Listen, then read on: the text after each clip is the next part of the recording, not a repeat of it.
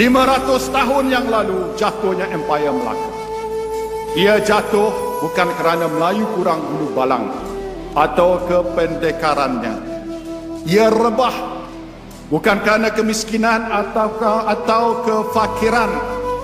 Ia tersungkur menyembah bumi kerana terlerainya perpaduan dan berlakunya pengkhianatan.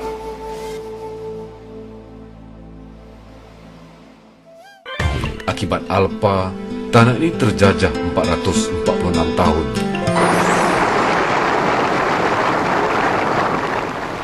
Merdeka! Merdeka! Merdeka! 31 Ogos 1957, jiwa kita bebas, merdeka, rakyat hidup, aman damai. Jika Malaysia ini diibaratkan sebagai sebuah bangunan yang kukuh, adakah bangunan ini akan selamanya dapat bertahan? Kita lihat apa akan terjadi pada masa terdekat sekiranya kita tidak mempertahankan kemerdekaan dan kedudukan ketuanan Melayu. Bangunan tersegam indah telah ranap dalam masa beberapa saat saja. Setelah ranap, terdengar suara sumbang yang menyatakan tak percaya, malah ada yang tertawa. Tetapi inilah realiti apa yang akan berlaku jika kita tidak mempertahankan kedudukan kita pada hari ini jika dirujuk kembali sejarah lalu. Kita telah kehilangan Singapura pada 1965 disebabkan sikap perkauman dan kesan dari segelintir parti politik yang mempersoalkan dan mempertikaikan kedudukan orang Melayu. Parti politik ini telah berjaya merampas Singapura dengan memperalatkan orang Melayu di Singapura pada masa itu. Cuba kita lihat siapakah yang mengisytiharkan kemerdekaan Singapura. Merdeka! Sanggupkah kita melihat mereka ini juga yang mengisytiharkan kemerdekaan Pulau Pinang? Malahan Malaysia, kerana parti DAP yang bernaung di Malaysia sekarang ini merupakan serpihan parti PAP, iaitu parti yang berkuasa di Singapura pada masa ini. Jika kita merujuk keratan akhbar utusan online bertajuk DAP tiru strategi PAP oleh saudara Saiful Nizam Muhammad, merujuk petikan perenggan keempat. Semasa merancang strategi untuk berkuasa, Lee Kuan Yew dan PAP menjadi terlalu Melayu, masuk turun masjid menjadi lumrah. Setelah berkuasa, umat Islam kaum Melayu tiada lagi dalam kamus Lee Kuan Yew atau PAP. Terlihat sebelum menguasai Singapura, bagaimana Lee Kuan Yew bertemu penduduk Melayu di kampung tani Singapura pada 1965. Lee Kuan Yew memakai songkok dan menjadi terlalu Melayu bagi menambat hati orang Melayu. Apabila Singapura telah berjaya dikuasai, tiada lagi ketuanan Melayu di Singapura. Orang Melayu dipinggirkan dan mereka tidak dibenarkan lagi memegang jawatan tinggi dalam kerajaan. Bangsa Melayu menjadi bangsa ketiga, bahasa Melayu menjadi bahasa ketiga. Apa pula yang berlaku di Malaysia? Kejatuhan Pulau Pinang. DAP telah menunjukkan belangnya yang sebenar dengan menguasai jawatan Ketua Menteri dan 8 orang Exco, manakala PKR 3 dan PAS tiada apa-apa jawatan. Sebaik sahaja dilantik sebagai Ketua Menteri, Lim Guan Eng dengan angkuh berkata beliau akan memansuhkan Dasar Ekonomi Baru DEB di Pulau Pinang. Beliau turut membawa ayahnya Lim Kit Siang, penasihat DAP ke Menara Komta Pulau Pinang untuk menunjukkan kejayaan DAP menakluk negeri tersebut. Kejatuhan Selangor. Di Selangor pula, DAP menjadi mastermind kerajaan negeri apabila diberi jawatan speaker dan exco kanan. Deng Cham Kim, Adun Sungai Pinang dilantik sebagai speaker. Teresa Kok mengetuai portfolio pengurusi jawatan kuasa tetap, pelaburan, perindustrian dan perdagangan. Roni Liu pula portfolio pengurusi jawatan kuasa tetap kerajaan tempatan, kajian dan penyelidikan, dan Ian Leong Hian Wah portfolio pengurusi jawatan kuasa tetap kampung baru dan penyelesaian kilang haram. Malahan, Ketua Pegawai Eksekutif Pembananan Kemajuan Negeri Selangor (PKNS) diberi kepada bangsa Cina. Bayangkan, DAP berjaya memenangi pilihan raya ke-13. Apakah Ketua Pegawai Eksekutif Petronas, TNB dan Telekom masih dipegang Melayu? Dan Perak juga pernah menjadi boneka DAP. Akhirnya, DAP bersetuju beri jawatan Menteri Besar boneka kepada Melayu berdasarkan Perjanjian Pangkor II. Namun begitu, DAP menguasai jawatan Speaker dan 6 orang Exco. Kenapa perkara ini terjadi? Mari kita lihat bagaimana adun DAP Simpang Pulai Perak Chiang Min Kai meniru teknik yang sama Lee Kuan Yew gunakan bagi menambat hati orang Melayu.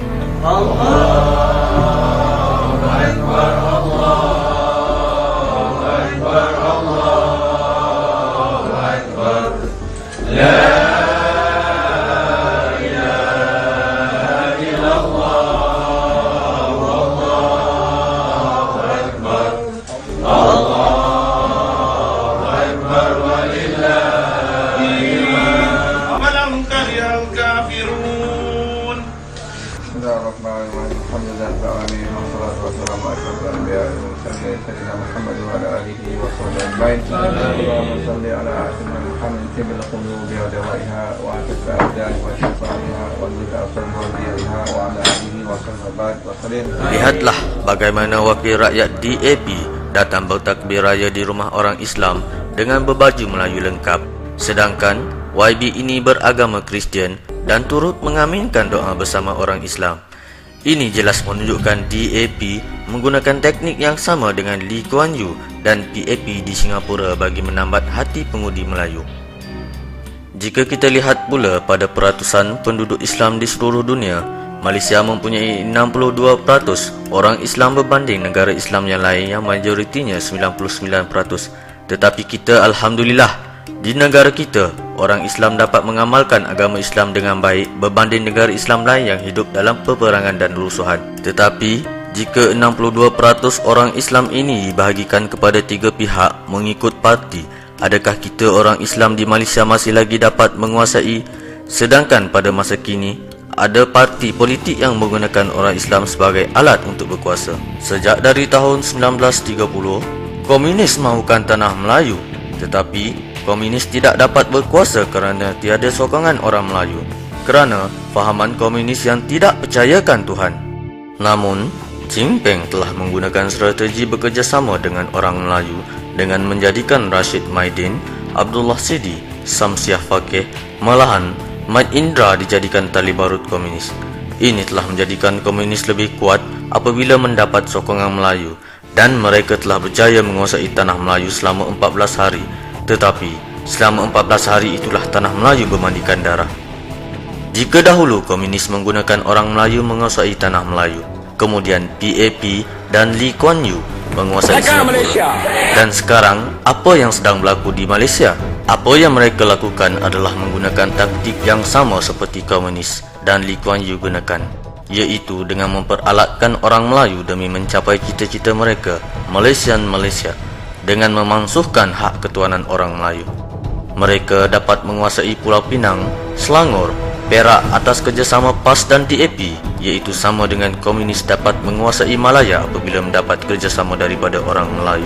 Kini, YB DAP Sungai Siput cuba menghidupkan kembali ideologi komunis ini apabila cuba membawa masuk kembali fahaman komunis dengan membawa baju yang mempunyai gambar ahli komunis dalam perhimpunan haram pada 9 Julai baru-baru ini.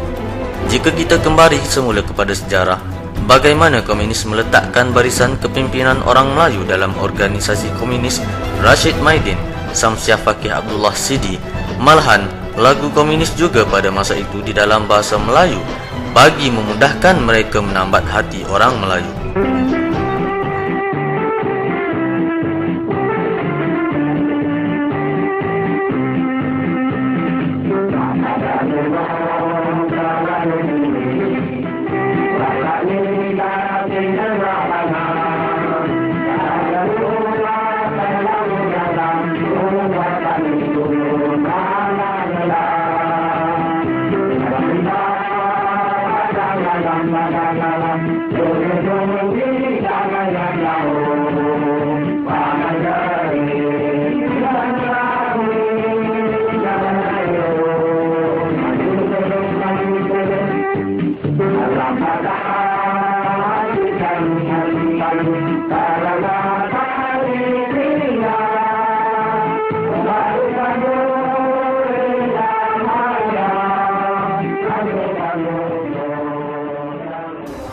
Apabila komunis dapat menguasai tanah Melayu, mereka telah mengukir janji untuk membantu orang Melayu. Sebaliknya, mereka membunuh orang Melayu tanpa belas kasihan. Peristiwa Bukit Kepung menjadi saksi di mana 25 orang anggota polis bersama isteri mereka mati dibunuh oleh komunis yang diketuai oleh Gopeng dan Mat Indra dalam kejadian itu. Dengar sini semua! Oi polis! Letakkan senjata! Lebih baik serah diri! Balai sudah dikepung! Kami orang-orang polis tidak akan menyerah diri! Biar kami mati di sini! Bukit Kepung menjadi tanah kubur kami!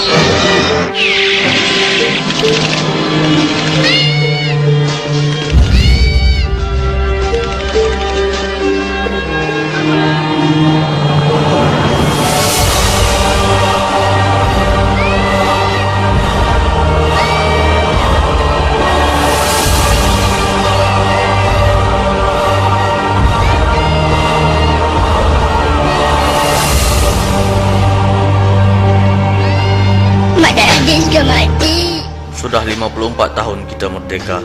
Pelbagai dugaan dan halangan yang dilalui oleh pejuang-pejuang kemerdekaan bagi mengekalkan ketuanan Melayu, keluhuran perlembagaan dan keharmonian kaum di Malaysia.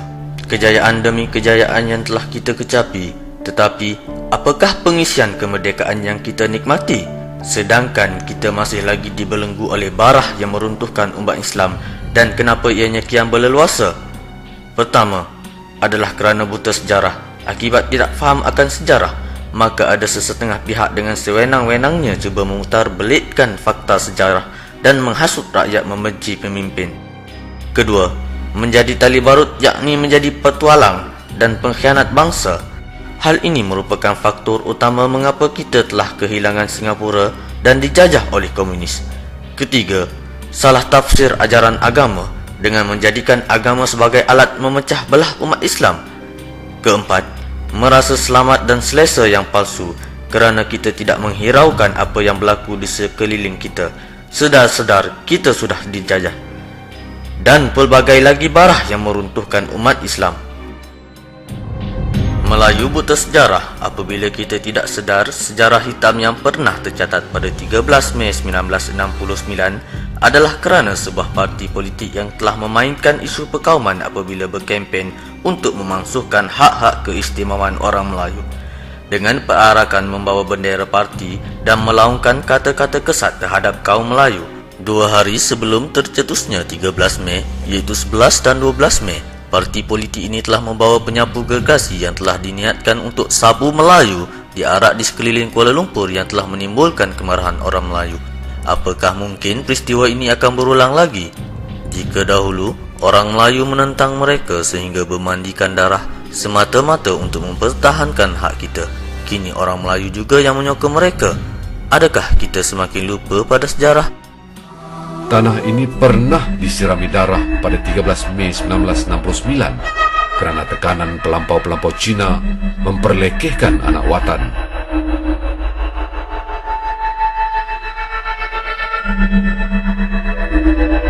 Kini selepas 53 tahun merdeka, seolah-olah roda 13 Mei mahu kembali semula. Tragedi bermula selepas Mac 2008, Democratic Action Party (DAP) menjadi kuasa pencatur utama dalam Pakatan Rakyat PR dengan mandat 29 kerusi parlimen dan 71 kerusi Dewan Undangan Negeri DUN. Saya nak rayu kepada kawan-kawan saya dan keluarga saya orang Melayu supaya menerima kenyataan baru bahawa ketuanan Malaysia ini harus ketuanan rakyat, ketuanan rakyat, ketuanan rakyat, ketuanan rakyat, ketuanan rakyat, ketuanan rakyat. Ketua Pembangkang diberi kepada Parti Keadilan Rakyat PKR, walaupun DAP mendapat mandat tertinggi dalam PR. Dalam akhbar Malaysia kini, pemimpin PAS mengatakan bahawa komunis merupakan pejuang kemerdekaan dan pada 21 Ogos 2011, Tasik Kelugor Pulau Pinang, naib Presiden PAS Mat Sabu telah mengatakan bahawa komunis yang menyerang Bukit Kepung adalah pejuang kemerdekaan dan menghina pejuang kemerdekaannya sebenar. Bila kemerdekaan ini tengah oleh Bukit Kepung, Bukit Kepung polis itu polis British.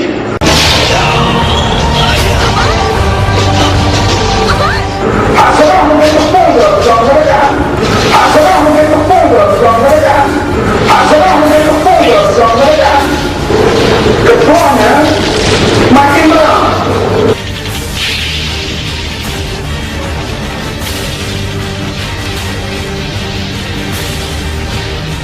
Lawan British jadi pejuang kemerdekaan, lawan British jadi jahat. Siapa lawan British? Terbohong, berbohongan. Itu lawan British. Lawan British, aku berada di kanan. Bakal pakai penganak Dr. Mahamuddin, pengkhianat, kemudian Rashid Haidi, pemimpin. Semua lawan British jahat. Semua British itu.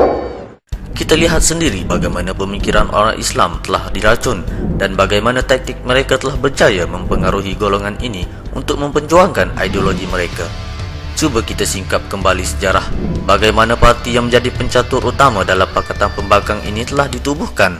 Mari kita menyoroti sejarah penubuhan DAP. Pada 9 Ogos 1965, apabila Singapura telah dikeluarkan dari Malaysia, Devan Nair, ahli Parlimen Bangsa, berusaha menghidupkan semula People's Action Party (PAP) di Malaysia, tetapi telah ditolak oleh pendaftar pertubuhan kerana menganggap PAP adalah parti politik Singapura. Maka PAP telah diganti dengan nama baru, iaitu Democratic Action Party (DAP) dan diluluskan pendaftarannya pada 19 Mac 1966. Sekarang, siapa pula di belakang DAP? DAP merupakan parti pelampau-pelampau Cina yang dipimpin oleh dinasti Lim. Mirip Parti Komunis Melaya PKM, Lim Kit Siang menjadi kuasa penentu sebagai Setiausaha Agong bermula dari tahun 1969 hingga 1999. Kemudian, kuasa itu diwarisi kepada anaknya, Lim Guan Eng, dan menantunya Betty Chu Gek Cheng. Manakala Lim Kit Siang didewakan sebagai de facto leader atau ketua umum DAP. Konsep kepimpinan ini meniru corak dinasti Lee Kuan Yew di Singapura. Lee Kuan Yew memegang jawatan Perdana Menteri selama 31 tahun. Kemudian anaknya Lee Hsien Loong pula mewarisi jawatan tersebut. Bagi memastikan dinasti Lee berkuasa di Singapura, Lee Kuan Yew telah didewakan sebagai menteri mentor. Sebenarnya, tradisi penguasaan anak beranak sudah menjadi satu budaya dalam DAP. Ini bermakna DAP berasal dari PAP Singapura yang didalangi oleh pendukung komunis di Singapura, dan perjuangan mereka ini adalah demi mencapai cita-cita mereka, iaitu Malaysian Malaysia dengan menghapuskan hak keistimewaan orang Melayu. Jika kita kembali kepada barah yang meruntuhkan umat Islam, iaitu salah tafsir ajaran agama, kini terdapat banyak ajaran sesat, terutama pluralisme agama yang didokong oleh ahli politik, cuba dibawa untuk memesongkan akidah umat Islam. Dan video ini merupakan satu bukti di mana Anwar telah membawa pluralisme agama. Right of religious groups to manage their own affairs. We must renew our commitment to religious understanding and religious freedom in Malaysia. This is a time that tests the resolve of all religions for peace and mutual respect. We must remember that the God we worship is in fact the same God, the creator and sustainer of the universe. Mari kita dengarkan apakah komen Mufti Perak terhadap kenyataan Anwar tersebut. Sudah jelas mempunyai kaitan dengan Yahudi dunia. Okey, bagaimana Tan Sri melihat? Ini semata-mata kan nak memenuhi nafsu dia, nak berkuasa. Jadi dia bersetuju lah Yahudi nak memecah belahkan orang supaya menyokong dia. Itu aja. Dia bukan ada apa-apa. Dia semata, Anwar Ibrahim dia semata-mata nak balas dendam. Itu saja kerja dia. Agenda pluralisme agama dan Islam liberal ni secara jelas dibawa oleh Anwar Ibrahim. Malah Anwar Ibrahim baru ni Mac 10 dia pergi ke London School of Economics, cakap mengenai pluralisme agama. Dia mengatakan pluralisme agama ni sepatutnya dikritikkan oleh Islam. Itulah dia masalahnya. Anwar tidak pernah menzahirkannya, sekarang baru zahirkan. Kalau dulu dia kata, dulu lagi saya kena murtad. Orang yang percaya kata semua agama sama, itu murtad. Pasal Tuhan kata inna dina indallahi Islam. Tuhannya satu saja agama, insya-Allah itu Islam. Jadi kalau kita kata sama, mana kita melawan Tuhan. Ini menunjukkan pluralisme agama semakin menular di Malaysia, terutama dalam Pakatan Pembangkang yang cuba memesongkan akidah umat Islam. Apakah ciri-ciri pluralisme agama yang cuba dibawa? Pertama, kesetaraan atau persamaan. Kedua, liberalisme atau kebebasan. Ketiga, relativisme, gabungan daripada kesetaraan dan liberalisme. Keempat, reduksionisme, amalan agama berwatak sekular dan lebih persendirian. Satu lagi bukti bagaimana pluralisme agama ini cuba dibawa ialah apabila penggunaan ayat-ayat Al-Quran dibenarkan kepada orang bukan Islam di dalam ceramah seorang YB di AP. Pemimpin agung yang beriman, dia akan berlaku dengan adil dan saksama. Maka saya dengan penuh hormat dan takzim membaca kitab suci, ayat surah Al-Nahl ayat ke-90. Saya di sini sebelum baca ayat kitab suci kena berpantun dulu. Ngakoming tekun belajar. Baca Al-Quran tidak bersalah. Jika silap, pohon tunjuk ajar. Pimpinan semua bangsa baru terselah. Maka saya baca. Orang Islam hanya bertepuk tangan, tiada apa-apa perasaan apabila ayat suci dipermainkan. Ayat yang saya baca dengan penuh ikhlas. Inna laha ya'mulu bih adli wa ihsan. Surah Al-Nahl ayat ke-90. Nanti Tok Guru beri tunjuk ajar. Maksudnya, di mana Tuhan Allah mengajar kita berlaku dengan adil dan penuh dengan belas kasihan. Seterusnya dalam ceramah Anwar, Saya tahu orang ibadah dari dulu bila dia sebut Tuhan, dia sebut Allah. Allah Maha Besar, Allah Subhanahu Wa Taala. Jadi kalau begitu, saya kata, dia ada dia Allah itu dia nak sebut. Dia Allah. Bagaimana hak kita guna istilah nama Allah? Saya kata saya guna dengan tuan-tuan guru, ulama-ulama Islam, tak ada masalah. Saya minta Bishop semua tolong sokong Pakatan Rakyat. matlamat menghalalkan cara kerana menagih undi daripada paderi-paderi Kristian. Ketua pembangkang ini sanggup mengatakan Tuhan disembah oleh orang Iban adalah Tuhan yang sama, iaitu Allah Subhanahu Wa Taala. Sebagai penganut pluralisme agama, Anwar juga sanggup menyembah mayat Beng Ho dalam upacara keagamaan pengkebumian mendiang Beng Ho. Sedangkan kapal Sing yang turut sama tidak sanggup berbuat demikian. Merujuk kepada mufti, perbuatan ini adalah merosakkan akidah kerana orang Islam boleh rosak akidahnya melalui percakapan. Contoh seperti mengata semua Tuhan adalah sama. Kedua, perbuatan seperti menyembah mayat. Dan ketiga adalah niat. Dalam isu kalimah Allah, Anwar telah membenarkan orang Kristian menggunakan kalimah Allah dalam penerbitan mereka. Dahulu, ketika beliau masih lagi Menteri Pertanian, beliau adalah antara individu yang menentang keras terjemahan Bible ke dalam bahasa Melayu. Dan kini secara terang-terangan beliau menyokong penterjemahan Bible ke bahasa Melayu, dan ini merupakan agenda untuk murtadkan orang Melayu Islam. You kata okay, God in English, Lord in English, but in Malay it must be Allah. No, you can't use Allah.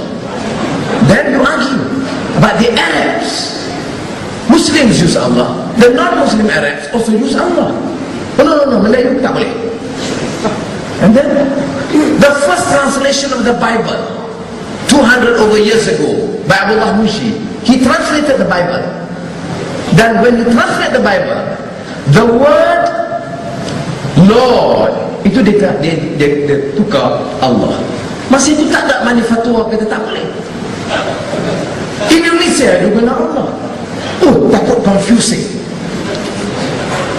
Buku di luar tu kitab Bible atau Injil. Kenapa? Ada orang Islam yang confused, give them education, dakwah, jangan keliru. It's reality. Tapi perkataan Allah pun gaduh. And yang lawan ini not very religious anyway. They get drunk sometimes too. Anwar menyatakan orang yang mempertikai kenyataan beliau adalah orang yang bukan kuat agama dan mengambil dadah. Kita lihat siapa yang pertikai kenyataan Anwar. Surah yang kita baca selalu, Qul huwallahu ahad, Allahus samad, lam yalid wa lam yulad wa lam yakul lahu kufuwan ahad. Katakanlah wahai Muhammad, katakanlah wahai umat Islam kepada siapa sahaja, huwallah, dia Allah yang ahad, yang esa. Allah Islam kriterianya, benchmarknya Allah yang maha esa, Allah yang tunggal. Diperjelaskan Allahus samad, Allah ini Allah yang kesemua makhluk beriman dan meminta tolong daripadanya. Tidak boleh minta tolong selain daripada Allah Ta'ala. Lam yalid, Allah tidak ada anak. Allah dalam Islam, Allah yang tidak ada anak. Walam yulad, Allah tidak ada bapa, tak diperanakkan. Ditutupkan dengan satu ayat yang cukup jelas, walam yakul lahu kufuwan ahad, Allah tidak ada sebarang bandingan dengannya, sebarang sekutu baginya.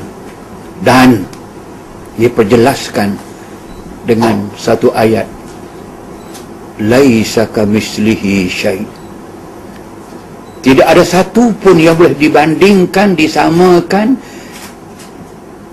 dianalogikan dengan Allah Subhanahu wa taala. Laisa kamislihi syai', tidak ada satu bandingan pun. Allah Ta'ala ini yang kita sembah. Kalau ini Allah, tiba-tiba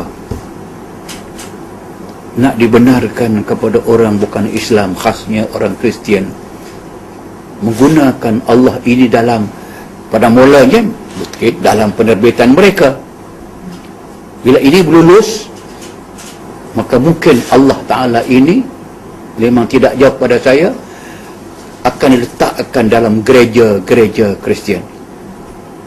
Yang kedua, mungkin atasnya Allah, bawahnya tergantung gambar Isa yang disalib. Atau di atas badan Isa sendiri sebagai anak Tuhan, the sons of God. Atau diletakkan di atas kayu salib itu Allah. Atau Allah dalam salib digantungkan pada Allah. Pada waktu ini amat tercemar nama Allah Subhanahu wa taala. Walaupun bersama dalam pakatan tetapi saling tidak bersetuju. Bagaimana nak memimpin negara? Dan masa kini isu-isu agama dimainkan oleh pembangkang untuk meraih undi orang Melayu Islam. Jika kita merujuk Perlembagaan Persekutuan Perkara 160, ini bermakna Melayu dan Islam tidak boleh dipisahkan kerana perlembagaan melindungi segala hal berkaitan Islam. Tidak boleh digunakan oleh orang bukan Islam maupun dalam penerbitan atau perkataan. Di Pulau Pinang berlaku satu kejadian di mana khatib sanggup mendoakan kesejahteraan Lim Guang Eng dalam khutbah Jumaat. Pakatan Rakyat juga banyak menyalahgunakan institusi keagamaan. Dulu kita berhabisan menentang Malayan Union, tetapi kini anak Melayu sanggup menerhaka, sanggup melupakan sejarah Malayan Union dan 13 Mei ke atas apa yang berlaku kepada bangsa mereka sendiri. Dekad lalu, nenek moyang kita bersabung nyawa menentang Malayan Union. Silih berganti, warisan bersambung, seolah-olah anak cucu kini melupakan pengorbanan nenek moyang mereka. Kini, anak Melayu menjadi penerhaka dengan menyokong DAP untuk memartabatkan semula Malayan Union di bumi tercinta ini. Kerana buta sejarah, Melayu buta hati. kerana pangkat dan darjat Melayu jadi kuli. Benarlah kata Tun Dr. Mahathir, Melayu mudah lupa. Dia ada kaitan dengan ucapan saya, tajuk ucapan saya.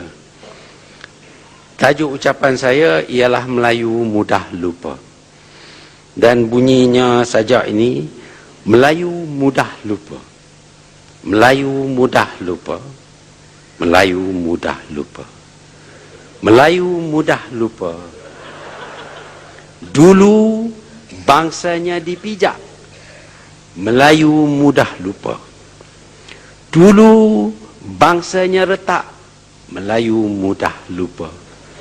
Dulu bangsanya teriak. Melayu mudah lupa. Dulu bangsanya haprak. Melayu mudah lupa. Dulu bangsanya kelas 2. Melayu mudah lupa. Dulu bangsanya hina. Melayu mudah lupa. Dulu bangsanya sengketa. Melayu mudah lupa. Dulu bangsanya derita.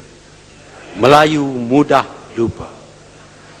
Dulu bangsanya kerdil. Melayu mudah lupa. Dulu bangsanya terpencil. Tiada daulat, tiada maruah, tiada bebas. Melayu mudah lupa. Melayu mudah lupa. Melayu mudah lupa. Sejarah bangsanya yang lena, tanah lahirnya yang merekah berdarah. Ingatlah, ingatlah, ingatlah. Wahai bangsaku, jangan mudah lupa lagi. Kerana perjuanganmu belum selesai.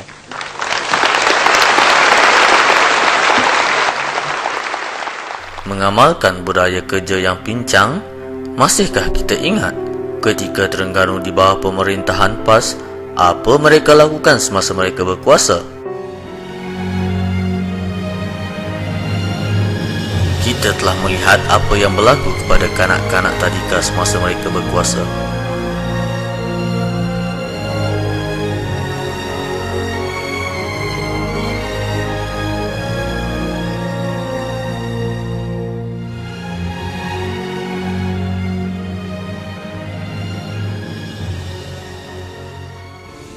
Selain itu, kerajaan PAS juga telah menyebabkan kerajaan negeri kini disaman 1 bilion dalam kecuaian konsesi pembalakan.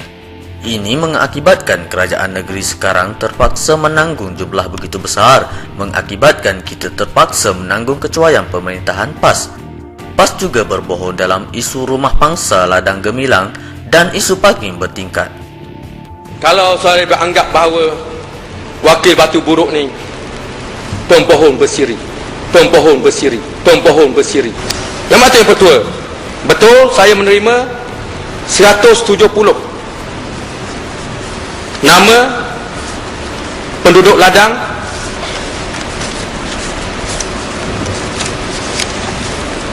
yang mengatakan nama memorandum itu, tetapi sebenarnya saya telah membuat semakan secara terperinci dan adalah amat menyedihkan bagi saya.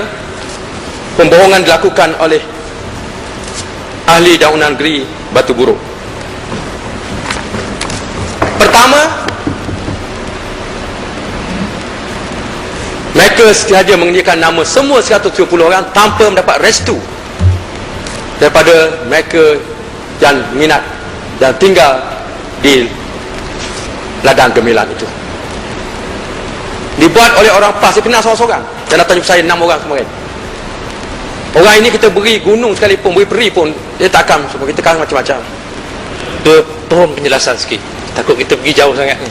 Terima kasih Datuk Kedai Ketua dan Yang Amat Berhormat Menteri Besar.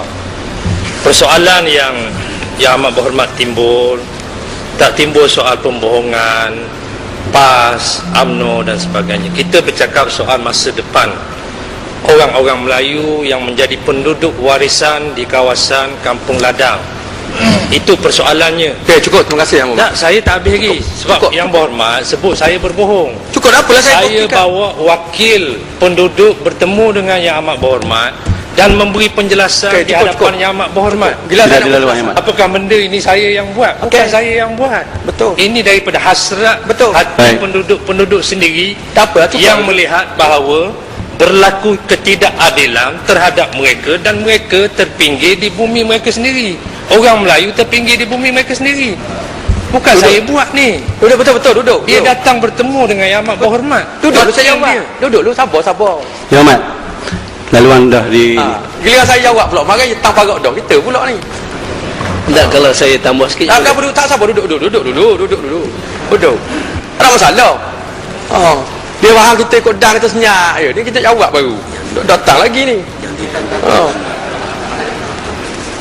Tapi apa tua? Saya sebut ni ansat yang dikeluar oleh Dewan. Saya minta. Sebab betulan-betulan saya tak ada. Saya pas ke Kuala Lumpur. Jadi sebut di sini. Yang Berhormat Batu Buruk sebut, datang rombongan penduduk ladang menyerahkan memorandum yang ditandingi oleh 170 orang penduduk Melayu dan beragama Islam. Cuma sekali pembohongan. Tidak satu tanda tangan pun, tidak betul. Tidak satu tanda tangan pun. 170 nama, tidak ada tanda tangan. Sebab tu saya kata awal-awal tadi. 170 orang yang terima rumah ni, dia ambil nama, setara balik, atau kita. Seolah orang ni yang tak puas hati. Sedangkan tak puas hati, orang pas tu je. Kita beri ruang secukupnya dan segala dasar pengambilan balik tanah. Akta pengambilan tanah tak puas hati dengan harga kita tawarkan walaupun kita rasa dah mahal, mereka boleh hak bawa ke mahkamah. Sebab tu ada 34 orang yang appeal. Tunggu mahkamah yang putuskan. Keadilan kita berikan, bukan kezaliman yang kita lakukan. Yang Berhormat dia Pertua. Pembohongan kedua Tok Suri Pertua. Bila kita sebut tempat letak kereta, kita cerita rasional dan sebagainya. Mungkin melibatkan, tidak melibatkan, orang payah nak curi apa semua kali. Dia kabar pula dari orang. Dia kata Kak Johor tolak, Selangor tolak, Pulau Pinang tolak. Saya kata mana ada surat, nak tengok perawakan. Dalam ucapan tu saya tengok handset ada. Dia kata dia hubungi Lee Kuan Eng. Saya telah menghubungi Lee Kuan Eng. Mana ayat ni?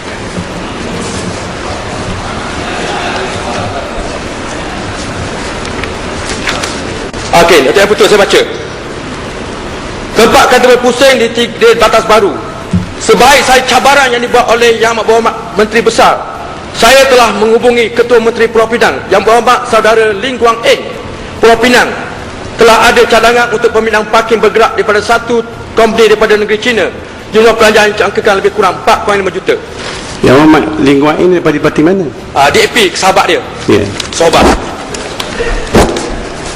Bila Yang Berhormat? Dan saya rasa bercerita pada kat saya ada bukti yang betul.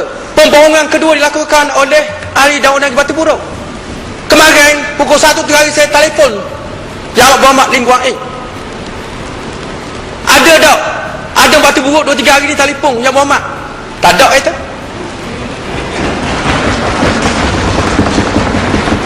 Yang Berhormat, kita bagi bukti bersiri dulu. Saya ingat? Dulu. Kita nak dengar sama-sama. Memang bagi peluang dulu. Siri-siri seterusnya, Yang Berhormat. Sebab dia ingat saya tak kenal Lee Kuan Eng. Nombor telefon personal dia saya ada. Kontak. Saya tanya. Ada patut tanya, ada orang mari approach Yang Berhormat nak pasang tempat tu kereta rotary berputar di apa. Tak ni tak ada kereta. Saya tak ingat, tak pasal aku pegawai saya tak tahulah.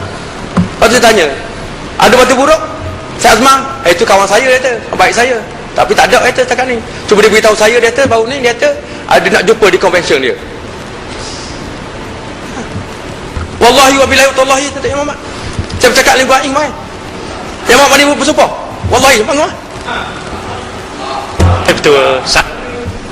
Saya sebaik sahaja dengan izin, dengan sebaik sahaja timbul persoalan ini, saya menghubung Yang Amat Berhormat Menteri Ketua Menteri Pulau Pinang dan dia memberitahu tentang hal ini dari segi ROI yang disebut. Yang Berhormat dia minta bersumpah. Adakah Yang Berhormat bercakap sebagaimana yang dikata oleh Yang Amat Berhormat ni? Sila Yang Berhormat sumpah. Kalau dok kalau ya.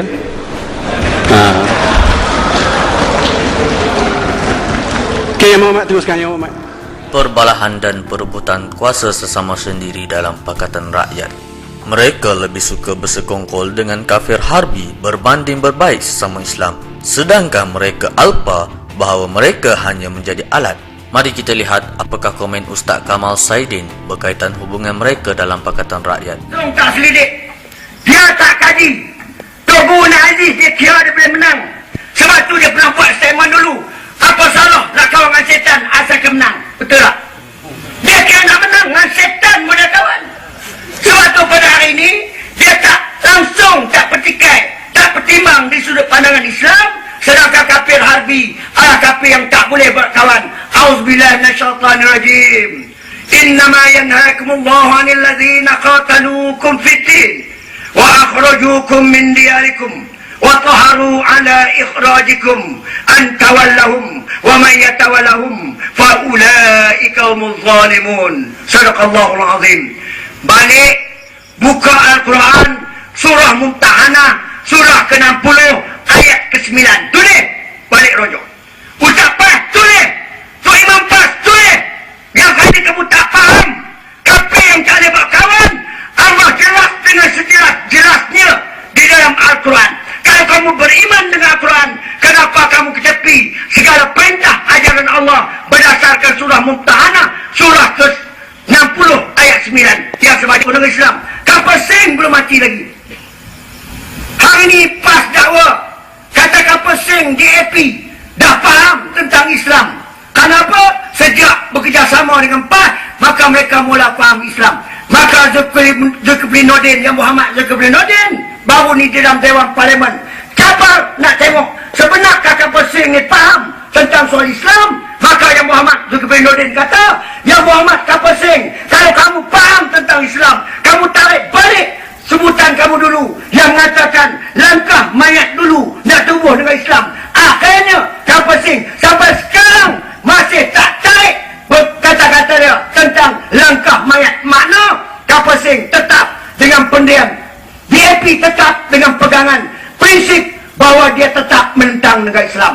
Ini maknanya tuan, ni Aziz sanggup membela DAP. Kononnya berkawan dengan DAP. DAP dah faham tentang soal Islam. Bila Kapal Seng tak tarik balik, kita tetap dalam UMNO. InsyaAllah dulu kini samanya kita tetap marah dan berjuang tentang PAS kerana PAS mengambil DAP sebagai teman sekongkol. Ini perjuangan kita UMNO demi menyelamatkan bangsa, agama dan negara. Anwar juga mengakui orang Melayu yang menyokong DAP menjadikan mereka lebih kuat. Kita lihat apa DAP lakukan setelah mereka mendapat sokongan orang Melayu.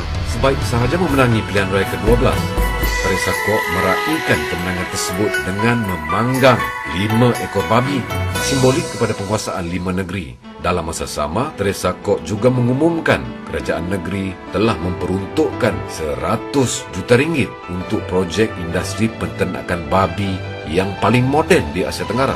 Ronnie Liu memperlekehkan enakmen jenayah syariah Selangor 1995 berkaitan penjualan minuman keras. Beliau mengarahkan penguatkuasa Majlis Bandaraya Shah Alam memulangkan kembali arak yang dirampas dari kedai Serbaneka di kawasan majoriti Melayu walaupun ditentang oleh Datuk Dr. Hassan Ali, pengurusi jawatan kuasa tetap Hal-Ehwal Islam dan Adat Melayu. Supaya kontroversi semua ini tidak berulang sehingga meresahkan masyarakat Islam di sini. PAS Selangor turut menggesa agar pemegang portfolio pengurusi jawatan kuasa tetap kerajaan tempatan dikaji semula berikutan dengan rentetan beberapa peristiwa sebelum ini. Sebilangan besar wakil-wakil rakyat DAP beragama Kristian, misalnya Teresa Kok, Adon Kinrara dan Teo Ni Ching, ahli Parlimen Sedang. Teresa Kok mengunjungi masjid dengan berpakaian skirt pendek semasa majlis berbuka puasa di Surau As-Saadah Ceras. Ahli Parlimen Sedang, Teo Ni Ching pula telah memberi tazkirah di Surau Al-Huda, Kajang Sentral tanpa berpakaian menutup aurat sepenuhnya. Selain simbol-simbol Islam dicemari oleh DAP, mereka juga turut mempertikaikan seruan azan. Seramai 189 penduduk bukan Melayu telah menghantar petisyen mendesak masjid-masjid di Selangor memperlahankan lawangan azan. Jawatan kuasa rumah ibadat yang sebelum ini dipegang oleh orang beragama Islam telah diberikan kepada Teresa Kok, Ronnie Liu dan Dr. Xavier Jayakumar. mereka memansuhkan peraturan sedia ada yang menghadkan saiz rumah ibadat serta menambah peruntukan daripada 3 juta ringgit kepada 8 juta ringgit dalam bajet kerajaan negeri. Menjadi tanda tanya, sebuah gereja terbesar di Malaysia juga turut dibina di kawasan Tresakor. Adakah terdapat tangan-tangan halus di sebalik pembinaan gereja tersebut? Selepas 2 tahun pemerintahan DAP, rumah-rumah urut dan pelacuran meningkat sebanyak 70%. Pekerja-pekerjanya adalah warga negara Cina yang bekerja secara haram. Ronnie Liu didapati menyalahgunakan kepala surat kerajaan negeri untuk memberi kelulusan kegiatan pelacuran dan rumah urut. Sebelum ini, Ronnie Liu telah menghalang penguatkuasa menyita hotel yang menjalankan kegiatan pelacuran di Bandar Puchong Jaya. Lim Guan Eng dengan angkuh menolak untuk mendiami kediaman Sri Teratai. Sebaliknya, beliau menyewa sebuah banglo mewah di Jalan Pinhon dengan segala perbelanjaan ditanggung kerajaan negeri. Untuk menarik undi masyarakat Islam pula, beliau telah menyamakan dirinya sebagai Khalifah Umar Abdul Aziz. Adakah benar Lim Guan Eng adil seperti Khalifah Umar Abdul Aziz? Mari kita lihat apa yang dilakukan oleh Ketua Menteri ke atas rakyat Pulau Pinang. Pada 16 Februari 2009, sebanyak 80 premis penjagaan Melayu yang diusahakan sejak 30 tahun lalu telah dirobohkan di Batu Feringhi. 4 September 2009 pula, 23 buah rumah keluarga India di Kampung Buah Pala dirobohkan. Hanya linangan air mata yang mampu menyaksikan jentolak membaham dengan rakus tempat berteduh mereka selama ini. 1 Julai 2010, 16 buah rumah Melayu di Kampung Pokok Asam mengalami nasib yang sama seperti Kampung Buah Pala. Malahan, kedai makan Doremi, Kampung Binjai, Kampung Tengah dan Medan Ikan Bakar Gold Coast Sungai Nibung juga turut dimusnahkan. Seterusnya, 10 Ogos 2010, Lim Guan Eng melarang 27 peniaga Melayu berniaga di kawasan bangunan Komta, sedangkan sebelum ini, semasa bulan Ramadan, disitulah tempat peniaga-peniaga Melayu mencari rezeki. Namun, apa yang lebih mengejutkan apabila seorang khatib bernama Zakaria Ahmad telah mendoakan kesejahteraan Lim Guan Eng dalam doa khutbah Jumaat di Masjid Jami' Menora. Sedangkan sebelum ini, doa kesejahteraan itu hanya untuk Yang di-Pertuan Agong selaku Ketua Agama Islam Negeri. Ketua Staf Pejabat Ketua Menteri, Jeff Uy, telah menunjukkan Islamfobia atau kebencian melampau terhadap Islam apabila menuduh Jemaah Islam Malaysia, JIM, sebagai penganas. Bukan setakat itu sahaja, Kerajaan Pulau Pinang berdolak dalik dalam penganjuran perarakan Maulidur Rasul 2010. Pada awalnya, perarakan tersebut dilarang diadakan, tetapi telah dibenarkan setelah isu ini kecoh di media massa. Modus operandi DAP di Pulau Pinang hampir sama dengan apa yang dilakukan di Selangor.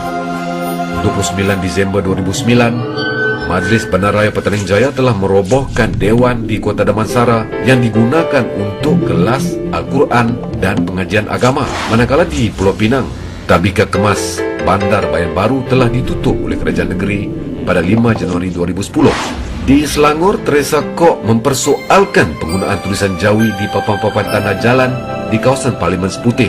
Manakala di Pulau Pinang, Ketua Menteri telah mengarahkan pemasangan papan tanda jalan dalam berbagai bahasa. Lim Guan Eng juga seolah-olah menunjukkan sikap tidak senang dengan orang Melayu. Nik Ali Muhammad Yunus, Pegawai Kemajuan Negeri, telah dikambing hitamkan. Saya nak ingatkannya, tahu di antara hak dan batil, tahu di antara makruf dan mungkar. Kerana orang macam ini yang hanya berlidah biawak dan diperlekeh sebagai tali barut orang Melayu. Semua ini dilakukan untuk menutup kelemahannya dalam mentadbir negeri Pulau Pinang. Inikah model pemerintahan Khalifah Umar Abdul Aziz? Kenapa semua ini berlaku? DAP, mereka melaungkan Malaysia. Ini sebab utama kenapa mereka mahukan kuasa. Apakah yang terkandung dalam agenda Malaysia? Malaysia adalah perjuangan menuntut hak sama rata, sama rasa, tanpa mengira kaum yang berlawanan dengan tuntutan Islam. Maka perlembagaan persekutuan sedia ada perlu diperbaharui semula dengan memansuhkan perkara-perkara berikut. Pertama, memansuhkan perkara 3, agama Islam sebagai agama rasmi persekutuan.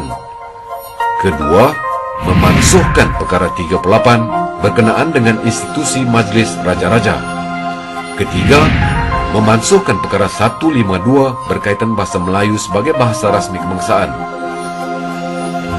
Dan keempat, memansuhkan perkara 153 berkaitan dengan hak keistimewaan orang Melayu. DAP juga telah menolak dan menafikan kontrak sosial yang telah menjadi asas kemerdekaan dan asas kepada perpaduan kaum di Malaysia. Begitu senang. Kita tak harus rujuk semula lagi kepada social contract sebab ada bagi peluang kita sebut ni social contract sebagai satu fiction. Itu terdapat dalam fiction ini sejarah. Ini sejarah. Malahan, Ketua Pembangkang telah menyatakan satu kenyataan yang mengguris hati orang Melayu dengan mengatakan bahawa Malaysia ini bukan Melayu punya.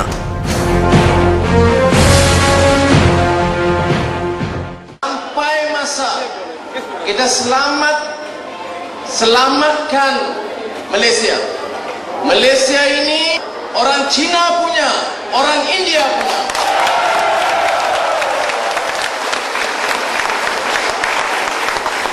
Jangan fikir Malaysia ini orang Melayu punya.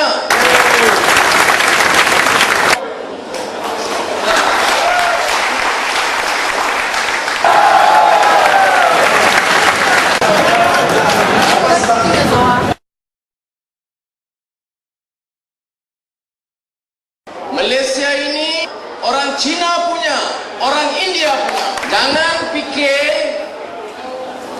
Malaysia ini orang Melayu punya. Malaysia ini orang Cina punya, orang India punya. Jangan fikir Malaysia ini orang Melayu punya.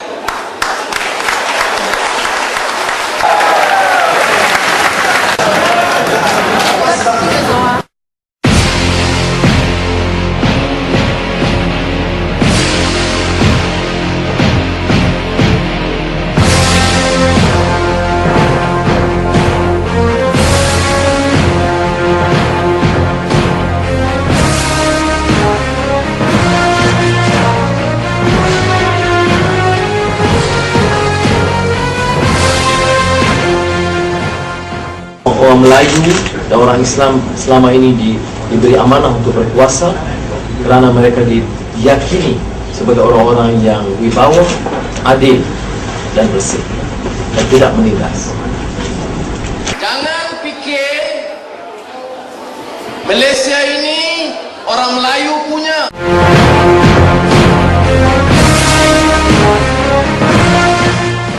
Simbolik kemenangan di 5 negeri, mereka memanggang 5 ekor babi.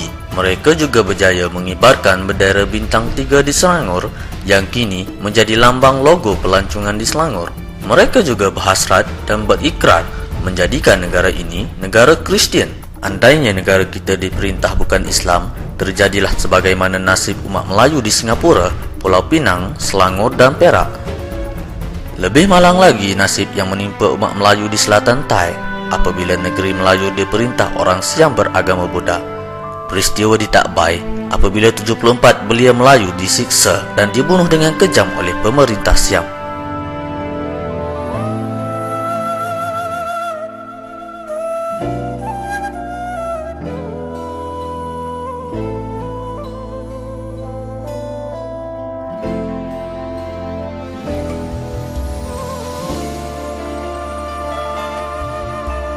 Seramai 75 belia Melayu Islam dibunuh kejam oleh askar Thailand setelah mereka mendesak pihak keselamatan membebaskan 6 belia Melayu Islam yang ditahan setelah dituduh membekalkan senjata api kepada pemberontak. Hanya kerana itu, 75 belia diseksa dengan kejam dan akhirnya meninggal akibat sesak nafas ditindan dalam trak tentera semasa perjalanan ke kem askar di Patani. Inilah akibatnya apabila negeri Islam diperintah oleh orang bukan Islam. Adakah kita mahu perkara sebegini terjadi kepada negara kita, anak-anak kita, cucu cicit pewaris bangsa kita?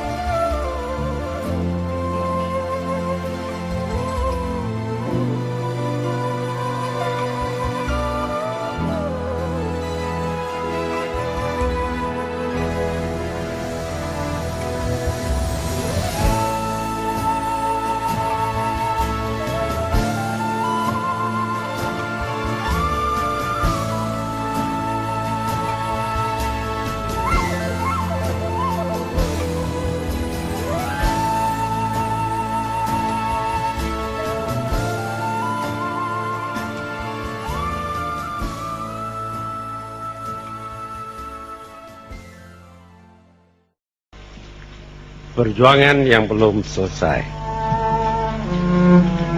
Sesungguhnya tidak ada yang lebih menyayat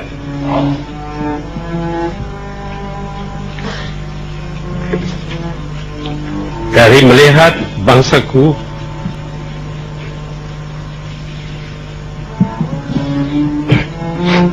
dijajah. Tidak ada yang lebih menyedihkan dari membiarkan bangsaku dihina.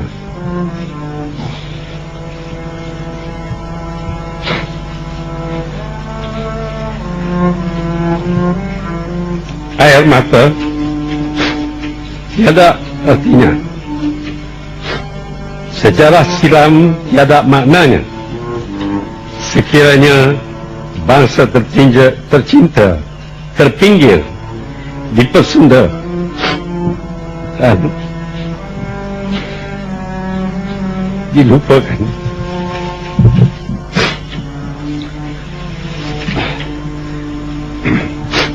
Bukan kecil langkah wira bangsa para pejuang kemerdekaan bagi menegakkan kemuliaan dan darjat bangsa.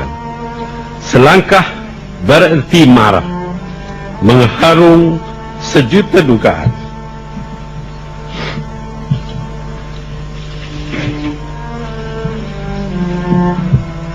Biarkan bertatih, asalkan langkah itu yakin dan cermat bagi memastikan negara merdeka dan bangsa terpelihara.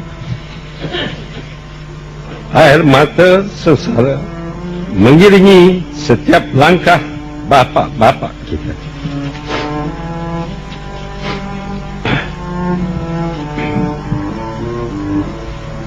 Bukan kecil tugas kita meneruskan perjuangan kemerdekaan kita. Kerana rupanya selain memerdekakan, mengisi kemerdekaan itu jauh lebih sengsara. Bangsaku bukan kecil hati dan jiwanya. Bukankah sejak zaman berzaman mereka menjadi pelaut, pengembara, malah penakluk terkemuka? Bukankah mereka sudah mengembangkan sayap menjadi pedagang dan peniaga selain menjadi ulama dan ilmuwan terbilang? Bukankah bangsaku pernah mengharung samudera, menjajah dunia yang tak dikenal? Bukankah mereka pernah menjadi wira serantau yang tidak mengenal erti takut dan kematian? Di manakah silapnya hingga bangsaku berasa begitu kecil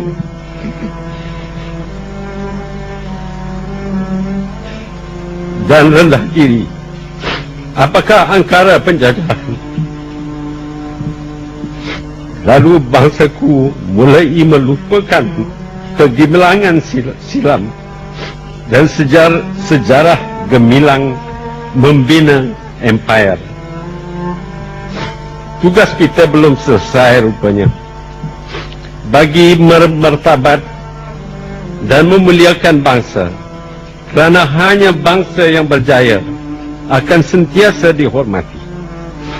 Rupanya masih jauh dan berliku jalan kita.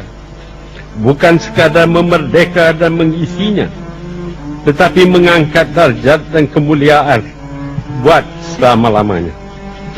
Hari ini, jalan ini pasti semakin berliku, kerana masa depan belum tentu menjanjikan surga bagi mereka yang lemah dan mudah kecewa. Perjuangan kita belum selesai, kerana hanya yang cekal dan tabah dapat membina mercu tanda bangsanya yang berjaya.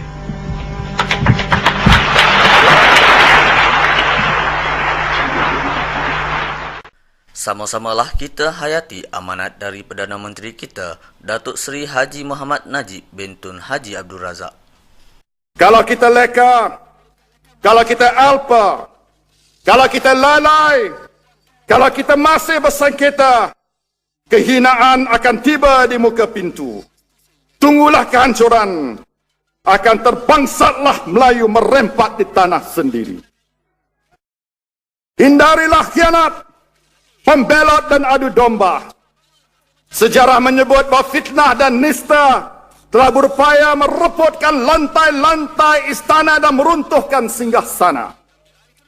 Sekiranya perjalanan mulia ini dihalang 1000 rintangan, kita akan pasti mencari jalan. Sekiranya perjuangan ini digempur sejuta halangan, kita pasti merempuh dengan penuh keberanian.